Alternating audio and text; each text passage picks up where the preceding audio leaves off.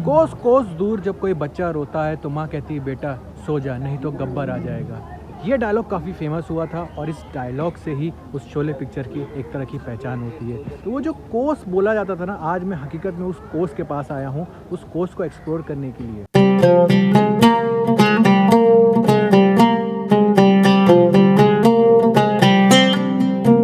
So hey guys, hello and welcome back to the channel. I hope you all are absolutely fine और अल्हम्दुलिल्लाह आप सबकी दुआ से हम सब खैरियत से हैं और दुआ करते हैं कि आप सब भी खैरियत से होंगे।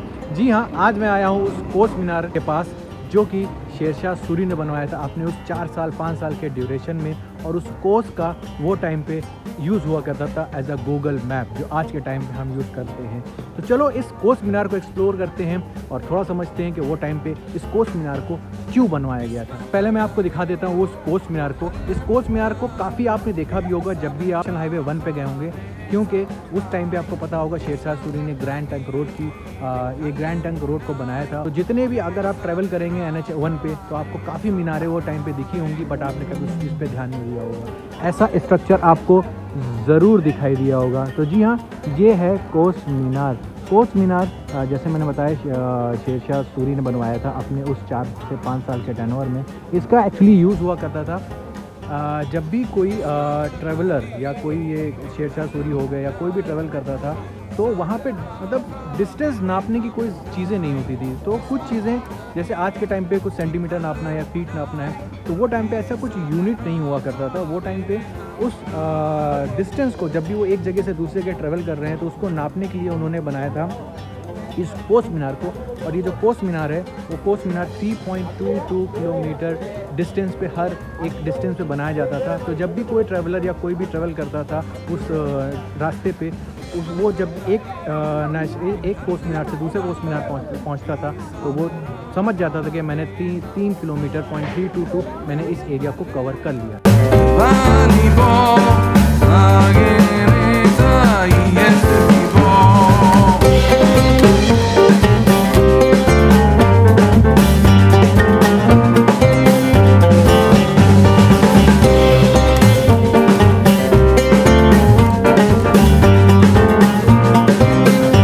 गाइस, अगर मैं इस कोस मीनार की हाइट की बात करूं तो तकरीबन ये 30 फीट की हाइट की होती थी हर एक कोस मीनार, जो कि आपको नेशनल हाईवे 1 पे हर एक 3 किलोमीटर 3.22 किलोमीटर के बाद आपको दिखाई देगी। आज भी अगर आप जाएंगे तो आपको इस तरह की मीनारें वहाँ पे ज़रूर दिखाई देंगी।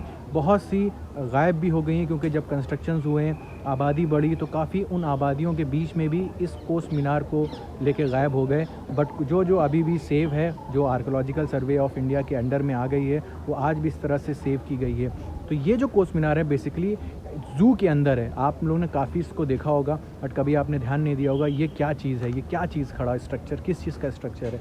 तो जी हाँ, ये दिल्ली ज़ू के अंदर स्ट्रक्चर है और ये है कोस मीनार। ये जो कोस मीनार था ये तकरीबन 1000 मीनारें बनाई गई थी वो टाइम पे जब कोई भी ट्रैवलर डिस्टेंस कवर करता था 3.22 किलोमीटर। हर इस डिस्टेंस के बाद उसको ये कोस मीनार मिलती थी और वहाँ पे फैसिलिटीज़ होती थी उस ट्रैवलर के लिए।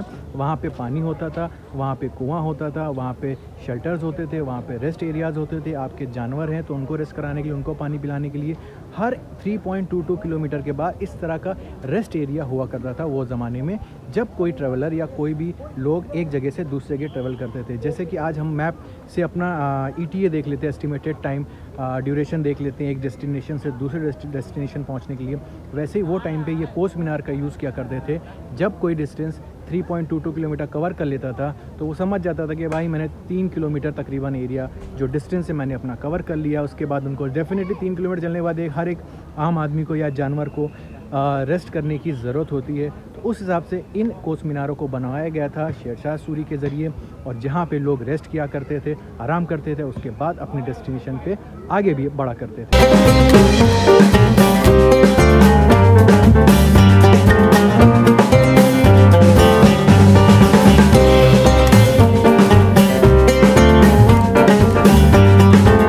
मेजॉरिटी जो कोस मीनारें आपको मिलेंगी, जैसे मैंने बताया, नेशनल H1 हाईवे पे मिलेंगी, NH 1 हाईवे पे मिलेंगी। तो बेसिकली जो शेरशाह सूरी थे उन्होंने दिल्ली, आपका हरियाणा, पंजाब और लाहौर, इस रूट पे जो आपको काफ़ी कोस मीनारें मिलती थी, क्योंकि आपको पता होगा वो टाइम पे लाहौर, दिल्ली और आगरा, ये चीज़ों 3 सिटीज़ थी, काफ़ी ज़्यादा पॉलिटिकल इन्फ्लुएंस हुआ करता था वो टाइम पे। तो जो लोगों का जो अटेंशन हुआ करता था इन सिटीज़ पे ज़्यादा हुआ करता था। तो इस वजह से आपको, अगर आप आगरा हाईवे भी लेंगे तो वहाँ पे भी आपको कोस मीनारें काफ़ी दिखाई देंगी, और अगर आप इस तरफ से दिल्ली, हरियाणा, पंजाब की तरफ भी जाएंगे तब भी आपको इस तरह की कोस मीनारें काफ़ी नज़र आएंगी। आपने बल्कि देखा भी होगा तो काफ़ी हो सकता हो कि नज़रों से निकल गया हो, क्योंकि जैसे कि यहाँ पे आप देख सकते हो ये पूरा ज़ू का एरिया, दिल्ली ज़ू का एरिया है, और काफ़ी लोग यहाँ पे आते हैं। बट अगर आप देखोगे तो यहाँ पे लोग फ़ोटो भी खिंचवा रहे हैं इसके पीछे, बट लोगों को पता ही नहीं है कि ये है क्या। और हकीकत बता रहा हूँ, मैंने यहाँ लोगों से पूछा भी, बट लोगों को नहीं पता था ये है क्या। अगर यहाँ पे बोर्ड लगा दिया जाए कि हाँ भाई ये क्या चीज़ है, तो डेफिनेटली लोग भी समझ जाएंगे कि हमारे जो हिस्ट्री है या जो हमारी एक पुरानी एक यूनिट है डिस्टेंस नापने की, तो लोगों को भी समझ में आएगा कि वो टाइम पे लोग कैसे काम किया करते थे, कैसे चीज़ों को मैनेज किया करते थे विदाउट एनी डिजिटल और एनी यूनिट्स। करूँगा एएसआई वालों से कि प्लीज़ यहाँ पे अगर बोर्ड और कुछ डिटेल लगा देंगे इसके बारे में, तो लोगों को काफ़ी ज़्यादा इसके बारे में जानकारी मिलेगी, और वो समझेंगे कि हाँ भाई ये एक मोन्यूमेंट है जो कि किस तरह से इसका यूज़ हुआ करता था वो टाइम पे, जब कोई चीज़ ऐसी नहीं थी उस ज़माने में उन लोगों के पास।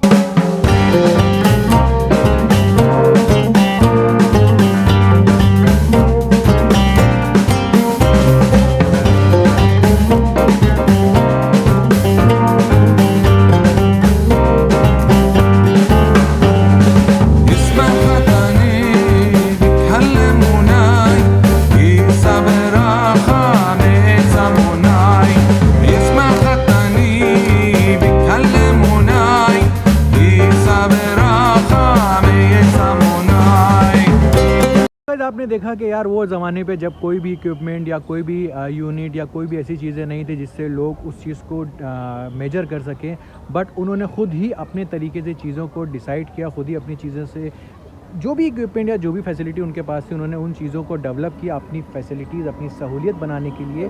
और आज भी ये सब चीज़ें खड़ी हुई हैं हमारे लिए। एक ये सीख है कि अगर आपके पास कुछ भी चीज़ें नहीं हैं, जो भी लिमिटेड रिसोर्सेज हैं, अगर आप उस चीज़ से आगे बढ़ना चाहें, चीज़ें करना चाहें, तो आप डेफ़िनेटली उन चीज़ों को उस तरह से कर सकते हैं जो कि हमारे पास में ऐसे लोग करके गए हैं। चलो मैं इस व्लॉग को यहीं पे एंड करता हूँ और मिलता हूँ आपसे किसी नए व्लॉग के साथ। Till then do take care of yourself and your family and your loved ones. Bye bye, take care and see ya. और लाइक एंड शेयर सब्सक्राइब करके ज़रूर जाइएगा, भूलिएगा नहीं। मोटिवेशन मिलता है और इस तरह की नई व्लॉग्स और नई वीडियोज़ मैं लाता रहूँगा।